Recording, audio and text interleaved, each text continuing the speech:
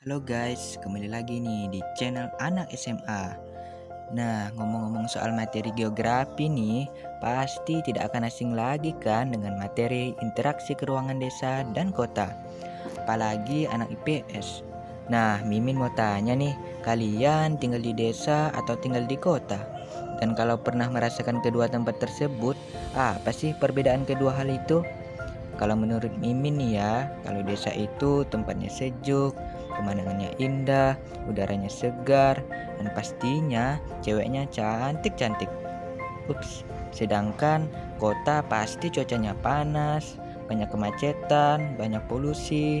Uh, gak enak lah pokoknya. Tapi kalian jangan salah ya guys. Kedua tempat tersebut punya kelebihan dan kekurangannya masing-masing. Nah, disinilah kita akan membahas interaksi keruangan desa dan kota.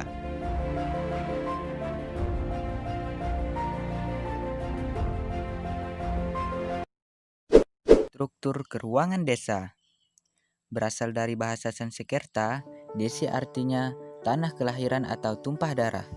Kemudian, menurut Undang-Undang Nomor 6 Tahun 2014, desa adalah kesatuan masyarakat hukum yang memiliki batas wilayah yang berwenang untuk mengatur dan mengurus urusan pemerintahan, kepentingan masyarakat, hak asal-usul dan hak tradisional yang diakui dan dihormati dalam sistem pemerintahan NKRI.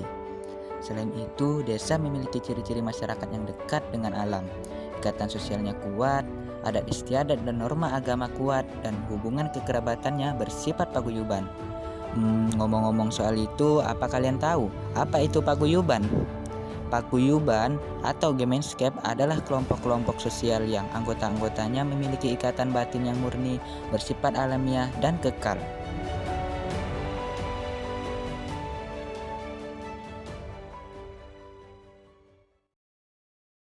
Klarifikasi desa. Menurut perkembangannya, desa itu ada 3 tahap. Yang pertama, desa swadaya, yang memiliki ciri masih terasing dan tertutup, sangat bergantung pada alam, memegang teguh adat, mata pencahariannya agraris, penduduknya sedikit, dan sarana hidup kurang memadai. Dan yang kedua, desa swakarya, yang memiliki ciri tidak terisolir, tapi jauh dari kota, adat istiadat mulai longgar, perekonomian mulai berkembang, infrastruktur memadai dan teknologi mulai digunakan. Dan yang terakhir, desa swasembada, yang memiliki ciri terletak di sekitar kota, mata pencaharian sangat beragam, infrastruktur lengkap, dan maju teknologi, modernisasi pembangunan, dan pendidikan atau mobilitas rakyat tinggi. Nah, dari ketiga klarifikasi desa tersebut, bagi kalian yang tinggal di desa, kalian termasuk ke golongan desa yang mana? Desa swadaya, desa swakarya, atau desa swasembada? Tulis di kolom komentar ya guys. Potensi desa. Potensi desa adalah segala sumber alam dan sumber manusia yang terdapat dan tersimpan di desa, yang dapat dimanfaatkan bagi kelangsungan dan perkembangan desa.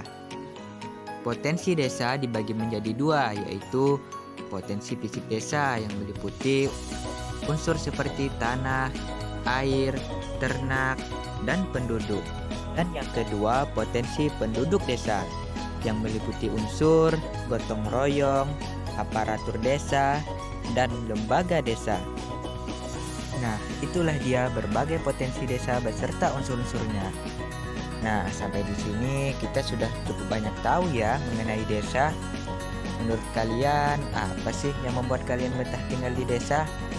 Apa karena tempatnya yang indah? Atau udara yang segar? Atau mungkin ceweknya yang cantik-cantik? Struktur ruang desa. Nah, lanjut ke bagian berikutnya. Desa mempunyai pola keruangan yang berbeda dengan kota. Pembentukan struktur desa dipengaruhi berbagai faktor. Struktur desa dibedakan menjadi ruang yang memiliki fungsi ekonomi dan fungsi sosial. Dan desa memiliki 3 bentuk ruang. Apa sajakah itu? Yang pertama, memanjang. yaitu bentuk desa yang memiliki susunan mengikuti jalur jalan, sungai, dan pantai. Dan yang kedua, radial, yaitu bentuk desa yang terdapat di daerah gunung memanjang sepanjang lereng gunung. Dan yang terakhir, tersebar, yaitu bentuk desa yang dipengaruhi oleh keberadaan sumber air sebagai penghidupan masyarakat. Pola permukiman desa. Pola permukiman desa cenderung sederhana. Rumah-rumah di desa biasanya dikelilingi perkarangan yang luas. Jarak antar rumah berjauhan sehingga ruangnya masih longgar. Pola permukiman desa dapat dibedakan menjadi 3, yaitu pola menyebar atau dispersen, pola memanjang, linear, dan pola mengelompok, nucleated. Nah, akhirnya kita selesai juga ya nih membahas tentang struktur keruangan dan perkembangan desa. Nah, dari penjelasan Mimin tadi harusnya kalian sudah banyak tahu ya mengenal di desa. Maaf aja nih ya kalau misalnya penjelasan Mimin kurang lengkap, tapi Mimin sudah berusaha loh untuk merangkum semuanya agar sahabat-sahabat SMA bisa lebih mudah memahaminya. Ups, lama-lama Mimin malah ngelantur nih. Gak apa-apa ya guys, biar nambah-nambah durasi. Hehe, garing. Nah, karena tadi kita sudah membahas soal desa, sekarang kita beralih ke topik berikutnya. Utska. Saat mengejar mimpi, mungkin kamu merasa sepi. Tapi jangan menyerah, kamu tidak sendirian. Pasti kalian mau nge-skip kan? Maaf ya guys, iklan yang ini nggak bisa di-skip loh. Mimin mau ngingatin lagi nih ke kalian, sebelum masuk ke topik berikutnya, jangan lupa klik tombol subscribe dan like juga ya guys, agar Mimin lebih semangat lagi nih bikin video dan kontennya. Dan jangan lupa share video ini ke teman-teman kalian, agar teman-teman kalian bisa tahu apa yang kalian tahu. Oke, nggak usah panjang lebar lagi, mari kita langsung masuk ke topik berikutnya. Karakteristik kota. Di kota, pasti Anda akan menemukan banyak sarana dan prasarana yang mendukung kehidupan kan? Seperti gedung perkantoran, pasar, sekolah, rumah sakit, mal, dan pertokoan yang menjadi ciri khas kota. Nah, coba kalian lihat gambar ini. Dari gambar tersebut, Anda bisa membayangkan kan betapa padatnya penduduk di kota yang seringkali disebut dengan urban. Urban berarti hal yang berkaitan dengan kota.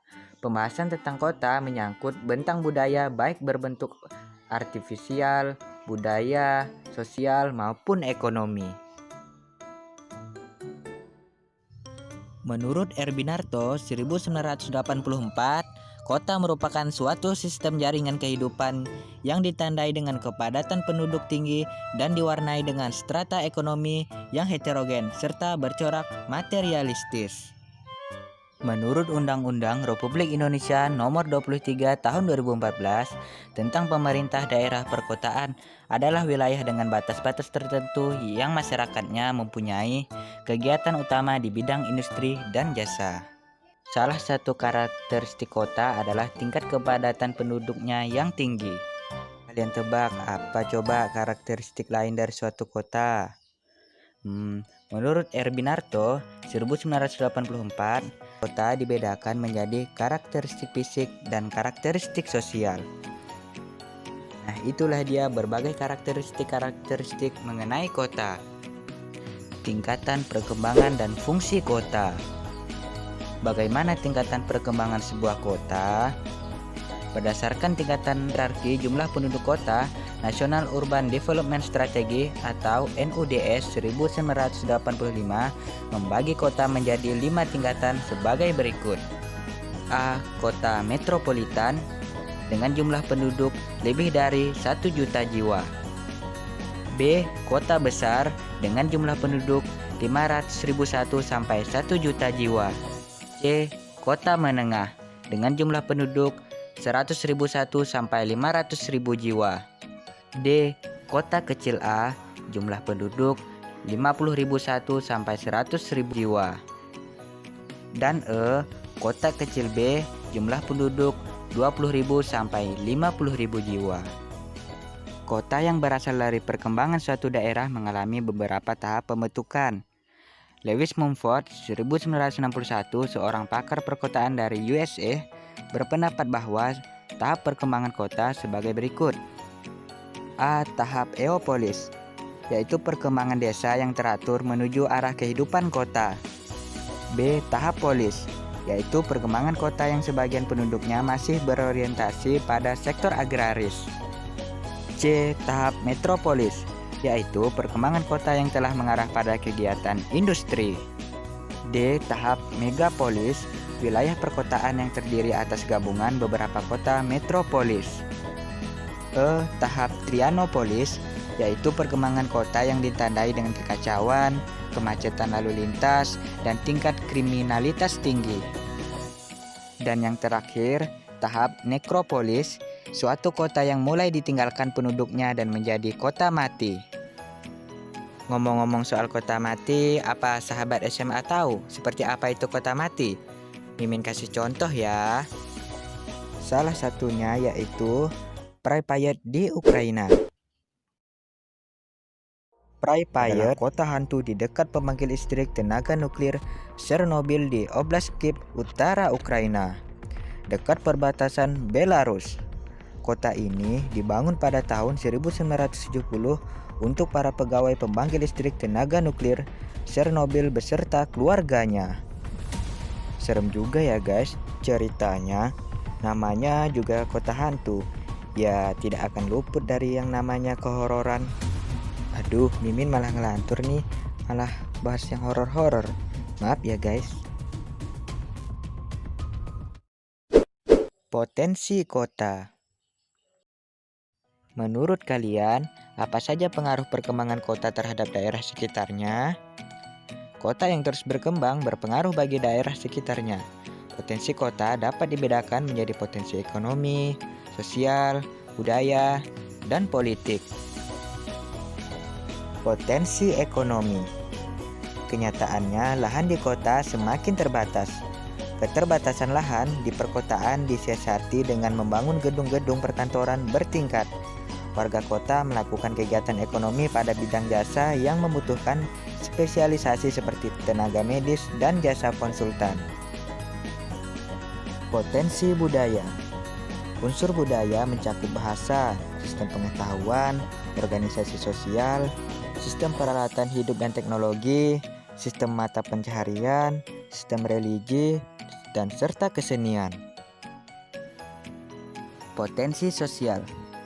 Potensi sosial kota berhubungan dengan fungsi kota sebagai pusat kesehatan dan kesejahteraan warga. Sarana kesehatan di kota lebih lengkap, spesialisasi tenaga medis lebih beragam, dan kesejahteraan warga diperhatikan. Banyak seperti panti sosial anak dan orang jompo didirikan untuk meningkatkan kesejahteraan warga kota yang kurang mampu. Potensi politik. Potensi politik kota berkaitan pusat administrasi dan perpanjangan tangan pemerintah pusat terkait otonomi daerah. Ibu kota provinsi menjadi sentral dari kegiatan administrasi penduduk. Eksistensi potensi politik kota ditandai dengan keberadaan bangunan DPRD di ibu kota provinsi. Struktur ruang kota. Struktur ruang kota dipengaruhi mata pencaharian penduduk kota seperti perdagangan, industri, dan jasa. Struktur kota dapat dibedakan menjadi struktur ekonomi kota dan struktur internal kota. Jika jeli mengamati struktur ruang kota, Anda akan melihat bahwa wilayah perkotaan terdiri atas berbagai kompleks permukiman. Permukiman mewah, menengah, dan bawah menempati ruang tertentu secara mengelompok atau klaster. Klaster terbentuk akibat pemisahan lokasi atau segregasi karena perbedaan faktor seperti pekerjaan dan strata sosial. Banyak teori atau model struktur keruangan kota dikemukakan oleh para ahli. Seperti apa teori atau model struktur keruangan kota? Anda akan mengetahuinya dengan mempelajari materi berikut. Teori konsentris. Ernest Fibbargis, seorang sosiolog beraliran Human Ecology pada tahun 1920 meneliti kota Chicago di Amerika Serikat. Penelitian ini mendasari munculnya teori konsentris atau zona konsentris. Teori sektoral. Pada tahun 1930, Hammerhoy mengemukakan teori sektoral berdasarkan penelitian kota Chicago, Amerika Serikat, seperti yang dilakukan Burgess. Menurutnya, pengelompokan penggunaan lahan kota menjulur seperti irisan kue tar. Pertumbuhan kota tidak mengikuti zona-zona teratur secara konsentris, tetapi membentuk sektor-sektor yang lebih bebas. Teori inti ganda. Teori inti ganda dikemukakan oleh Harris dan Ullman pada tahun 1945. Teori ini mengoreksi teori dari Burgess dan Hoy. Secara kenyataan, kondisi kota lebih kompleks dibandingkan model konsentris dan sektoral. Teori konsektoral tipe Eropa. Teori konsektoral tipe Eropa dikemukakan oleh Peterman pada tahun 1965 berdasarkan penelitian di Inggris. Teori konsektoral tipe Eropa merupakan gabungan teori konsentris dan teori sektoral dengan menonjolkan konsentrasi wilayah. Teori konsektoral tipe Amerika Latin. Ernest Griffin dan Larry Lott pada tahun 1980 mengemukakan teori konsektoral tipe Amerika Latin berdasarkan penelitian di Amerika Latin. Pola dan faktor-faktor interaksi desa dan kota. Wilayah kota terus mengalami perkembangan. Banyak lahan di kota beralih fungsi. Lahan pertanian yang tersisa di kota semakin sempit karena berubah menjadi permukiman atau lahan untuk kegiatan bisnis. Pola interaksi desa dan kota. Interaksi wilayah desa dan kota menimbulkan terjadinya pola yang tercermin dari pembentukan zona interaksi desa dan kota. Seperti apakah zona interaksi desa dan kota? Menurut Binarto 1984, zona interaksi desa dan kota membentuk pola konsentrik. Faktor-faktor yang mempengaruhi interaksi desa dan kota. Nah, apa saja yuk faktor yang mempengaruhi interaksi desa dan kota? Apa sahabat-sahabat SMA tahu? Apa saja itu? Desa dan kota juga menimbulkan dampak bagi desa dan kota. Interaksi desa dan kota terjadi karena beberapa faktor. Menurut Edward Ullman, terdapat 3 faktor yang mempengaruhi interaksi wilayah desa dan kota. Yang pertama yaitu wilayah harus saling melengkapi. Maksudnya, sebagai wilayah-wilayah saling melengkapi karena setiap wilayah mempunyai perbedaan potensi sumber daya. Dan yang kedua, kesempatan berintervensi. Maksud dari kesempatan berintervensi yaitu sebagai kesempatan suatu wilayah memenuhi kebutuhan wilayah lain karena timbul hambatan interaksi antar wilayah. Dan yang terakhir, kemudahan pemindahan dalam ruang atau transferabilitas, yang diartikan sebagai kemudahan pemindahan dalam ruang atau transferabilitas, baik berupa manusia, gagasan, maupun informasi. Dampak positif dan dampak negatif interaksi desa dan kota. Interaksi desa dan kota juga mempunyai dampak positif dan dampak negatifnya. Apa sajakah itu? Kita mulai dari dampak positifnya terlebih dahulu. Yang pertama yaitu pengetahuan penduduk desa semakin bertambah karena tersedia sarana dan prasarana pendidikan yang memadai. Dan yang kedua, ketertinggalan wilayah desa semakin berkurang. Ketiga, kesenjangan ekonomi wilayah semakin berkurang. Keempat, aksesibilitas wilayah desa semakin mudah karena tersedia jalur transportasi yang memadai. Dan yang terakhir, perilaku peduli lingkungan penduduk desa semakin berorientasi pada kearifan lokal semakin meningkat. Dan kita beralih ke dampak negatifnya. Yang pertama yaitu memudarnya semangat kerja penduduk desa di bidang pertanian akibat modernisasi kota. Dan yang kedua, meningkatnya perilaku konsumtif dan kejahatan akibat pengaruh iklan produk industri dan film atau sinetron yang ditayangkan di televisi. Dan yang ketiga, berkurangnya jumlah tenaga kerja produktif di bidang pertanian karena banyak penduduk desa usia produktif lebih tertarik bekerja di kota. Dan yang keempat, berubahnya penggunaan lahan desa akibat perkembangan kota dan pembangunan perumahan di perbatasan desa dan kota. Dan yang terakhir, memudarnya tradisi di perdesaan akibat tata cara dan kebiasaan kota yang mengubah budaya desa. Nah, itulah dia berbagai dampak positif dan juga dampak negatif interaksi desa dan kota. Akhirnya kita sudah selesai juga ya guys membahas mengenai desa dan kota. Jika ada sedikit kesalahan-kesalahan dalam video ini mohon dimaafkan ya guys. Jika kalian ingin memberikan kritikan dan saran bisa langsung ditulis di kolom komentar. Sudah dulu ya guys, Mimin undur pamit. Sampai jumpa di video yang berikutnya.